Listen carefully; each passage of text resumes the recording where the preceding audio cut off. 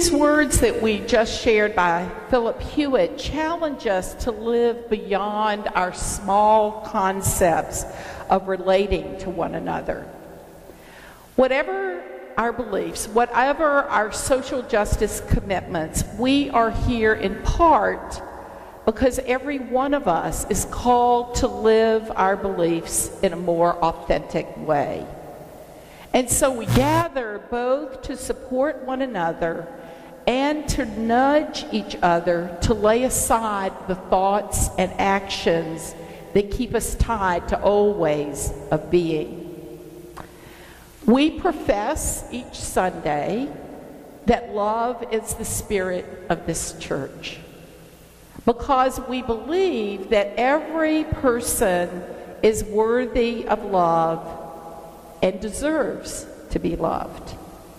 And it is from that understanding of our Unitarian Universalist faith that we return again this morning to the subject of privilege.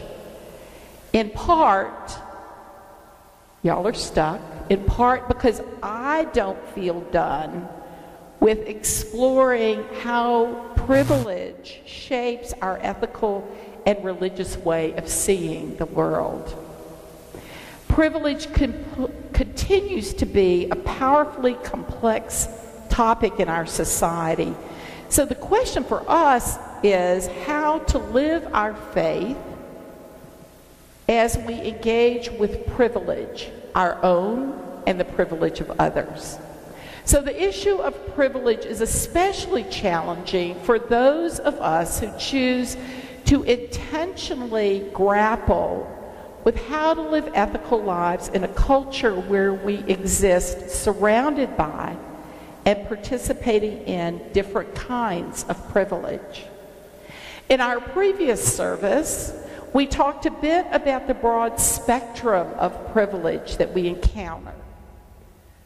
To limit the issue of privilege to race or class dishonors those who struggle to have access to buildings because of their physical needs, or those who feel oppressed by religious assumptions of the faith of the majority of people in a community, or those whose poverty challenges their ability to cope in a middle-class world, or those who are not able to be married because of their sexual orientation. So different aspects of privilege permeate our lives. For each of us has our own privilege, and because none of us have reached perfection, some of us, probably all of us, may lack sensitivity toward particular individuals or groups because we're blind to our own privilege. So privilege is the jumping off place of our consideration of who is my neighbor, who is my sister, who is my brother. A few weeks ago, when we had the service on privilege, several people stayed after the service to continue discussing further considerations. And there were two comments that have stayed in my mind and heart that I'd like for us to consider this morning. These comments made me feel uncomfortable, and I know myself well enough that when I feel that kind of discomfort, I feel like, okay, maybe this is something we need to consider. Maybe we need to engage with the places where we feel uncomfortable so that we can deepen our self-knowledge. I call these places of holy discomfort because they're places where our future growth may reside. So the first comment that keeps bouncing around in my head is one that Cecil Huey made about his concern, and I'm not sure that's the word he used, but that's the one I'm going to use, over the use of the word deserving in relationship to people. And we hear that word all the time in our society about all sorts of people. Who is deserving? I keep thinking about how our culture divides people into those who are deserving and those who are not deserving, us and them. We are deserving, they are not. Sadly, I believe this sense of hierarchy pervades our culture because it grows out of a culture of fear that is sadly very often rooted in a fear of who's going to be saved and who's not going to be saved. And I believe this is a distortion of the teachings of Jesus. It was into this distortion that our early Universalist forebears brought a new message of hope and love to this country. Yet we find that much of our culture still functions by making judgments about who is worthy and who is not.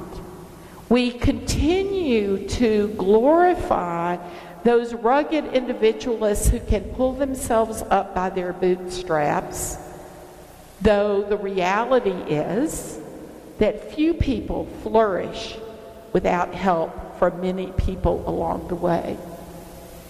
I mean, as we celebrated Selma Sunday, we could look at all of those people for decades, for generations, who helped bring that movement to its fruition. Yet we still make judgments. We're human beings. We talk about who deserves to receive benefits, whose children are deserving enough to not go to bed hungry. We hold up as undeserving examples of people who often struggle in one way or another with their joblessness, their mental illness, their lack of education, their poverty.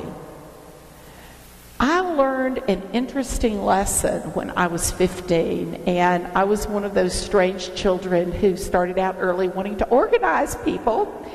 And so I organized my hometown to raise money for St. Jude's Hospital in Memphis. And one of the things we did was we had the cans, and when people were crossing the bridge, there was no way they could get past all us teenagers. And what I learned was that almost always the people in the cars that you thought, how can they get that car get across the bridge? Those were the people who were going to give. And the people with the fanciest air-conditioned cars with their windows rolled up, because after all, this was the Mississippi Delta, they didn't stop very often. And that began my query about who does good works and who doesn't. So I've come to understand that some of the hardest working people I know of barely scrape by. Yet they generously share what they have with others, and often take in children in need of a home. And I'm stereotyping here. I know it, and you can get me during social hour. On the other hand, there are those with wealth who do terribly unethical things to people and communities. So, who is more deserving? Now, I do not want to glorify poverty or people living in poverty, nor do I wish to condemn people with wealth. What I wish to do is to question the core values that guide people, that guide us toward generosity, and to question the beliefs that stereotype people.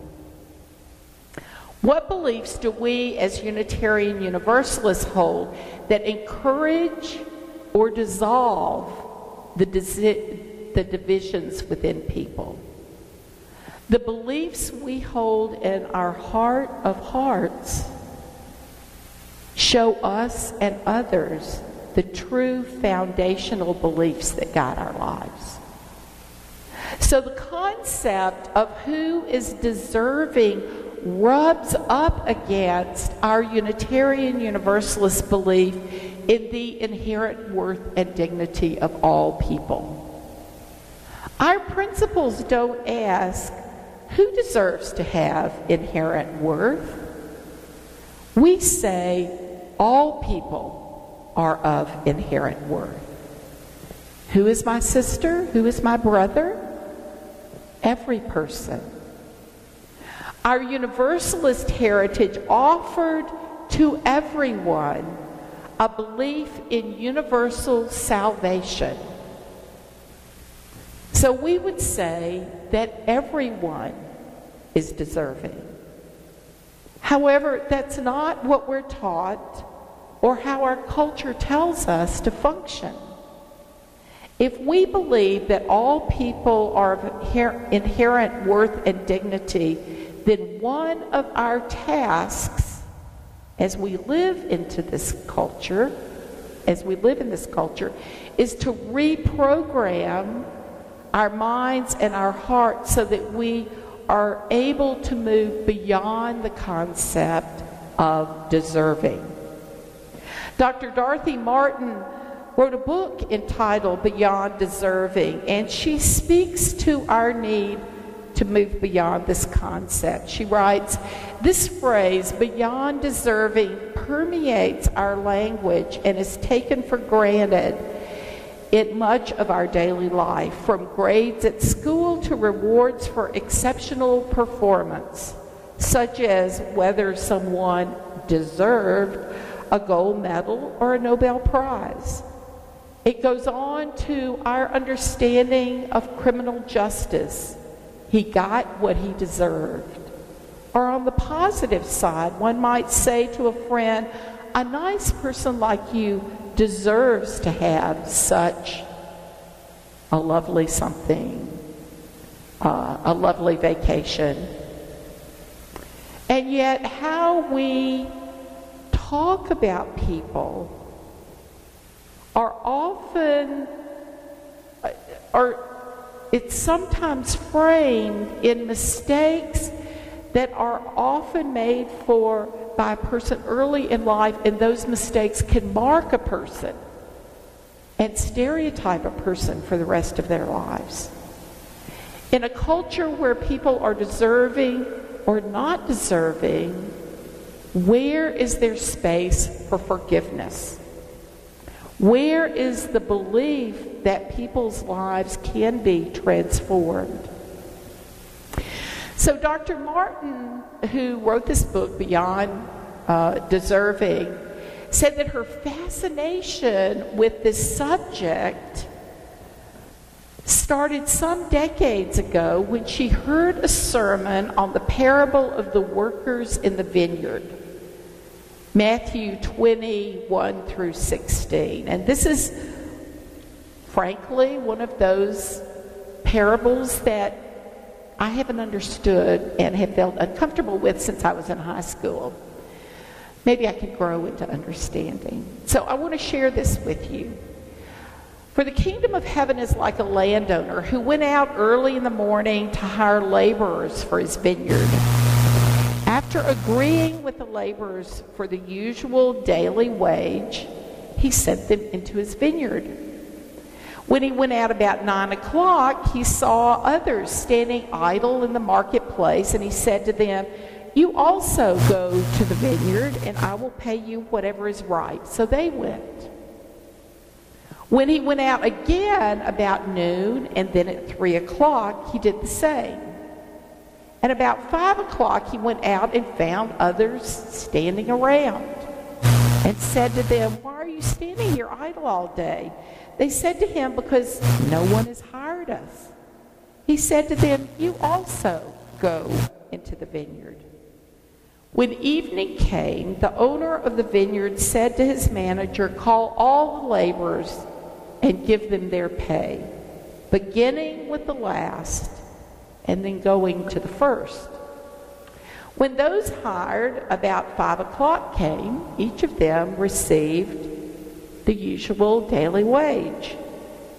Now, when the first came, they thought they would receive more, but each of them received the usual daily wage.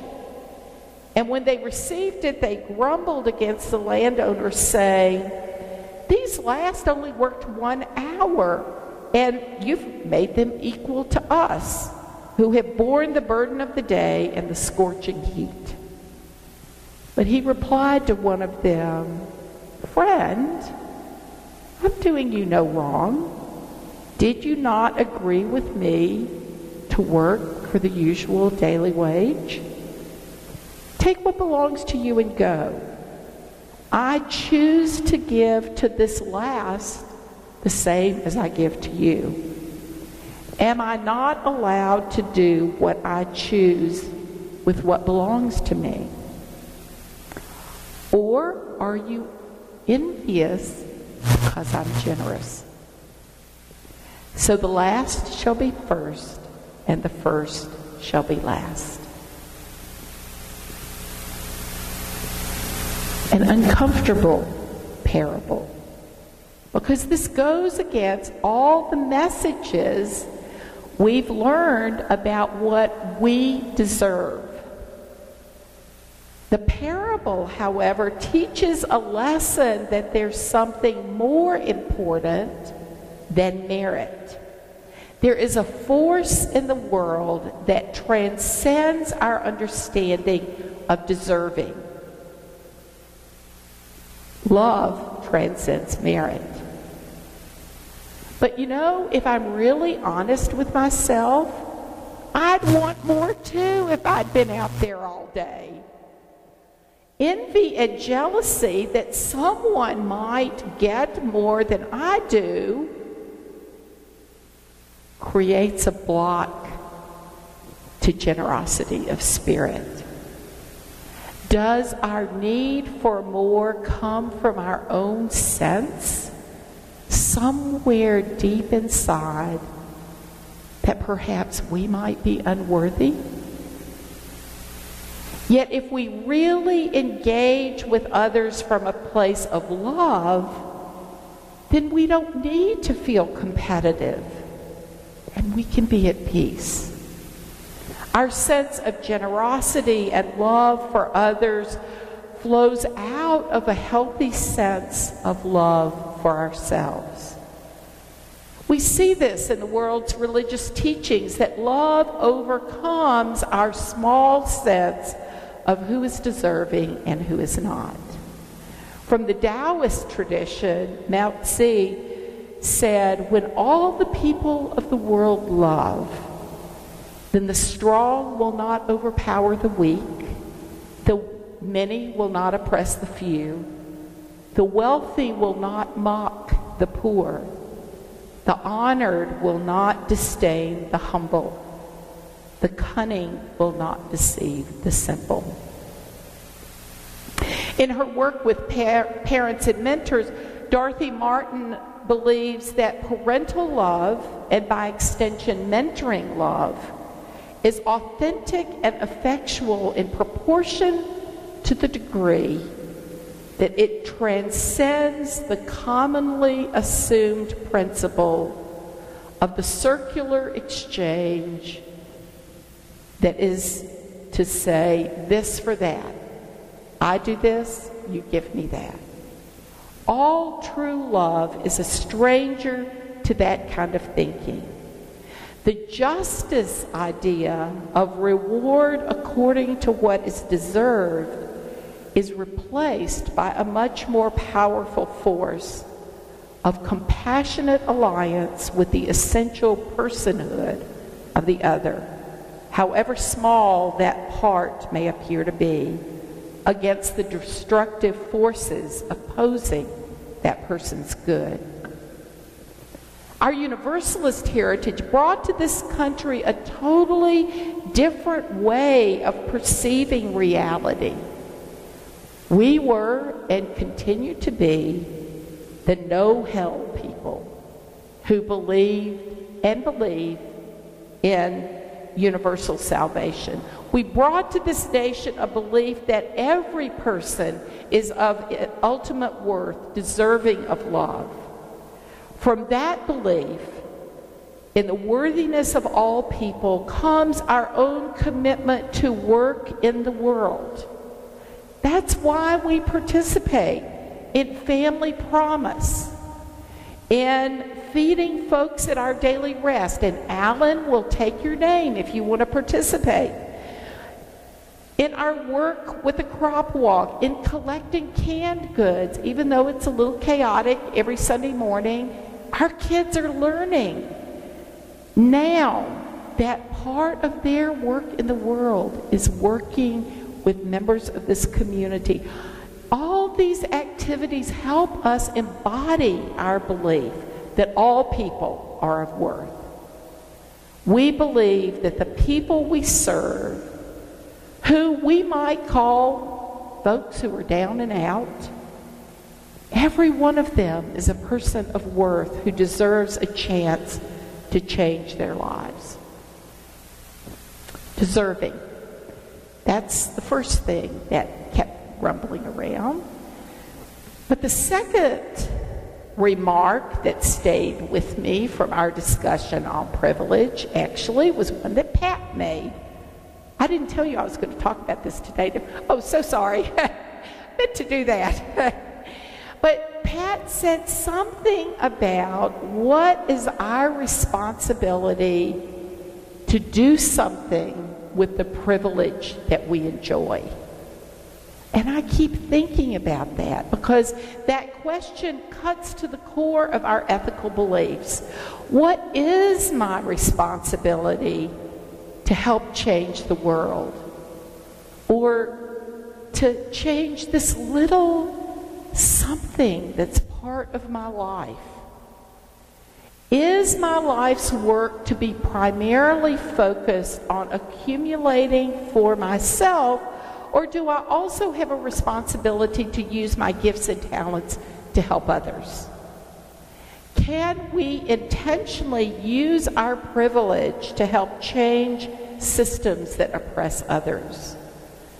One of the lectures on privilege that I listened to, the speaker suggested that change happens more rapidly when people with privilege work for change from within the system. We can help change systems of oppression and privilege from the inside. This is one thing that we can do with our privilege. As people who experience different kinds of privilege, we can call into question the judgments of privilege about who is deserving and who is not. Once again, from the book Beyond Deserving, we are more responsible, not less so, when we are aware of the forces that are working on us beyond our ability to control them. Denial of that truth, along with actions that do not take that truth into account, is the height of irresponsibility. When we use our privilege to help change our community, our work, our society for good, we relate to our lives and to others in a different way. We approach our interactions with the understanding that all of us are indeed interdependent. We are together in our need to live fully. Our interdependence can bring up for us a new understanding of what is essential in life. Teacher Wayne Muller, minister and therapist, talks about that interdependence when he challenges the notion of what is essential to live life with love and joy. He invites us to focus not on abundance, but on sufficiency. What is sufficient for my needs so that there is enough for all? How may I contribute to the common good?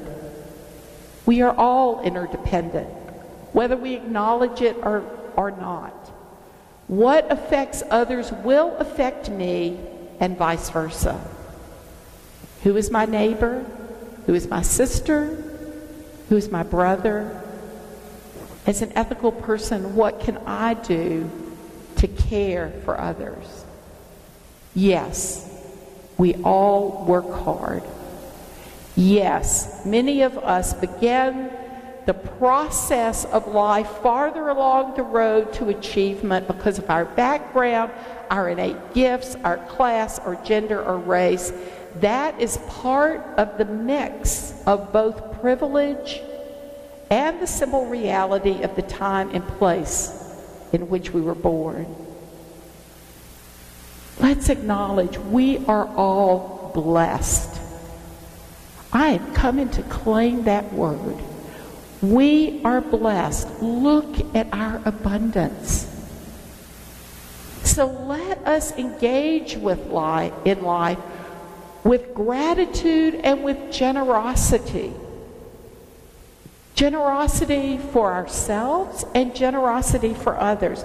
Looking at our lives at all those who have helped us along the way, it seems natural then to return our gratitude to acts of generosity of spirit by giving back to those who could use a kind word, a helping hand, a mentor. It's up to us how we choose to live our values in the world.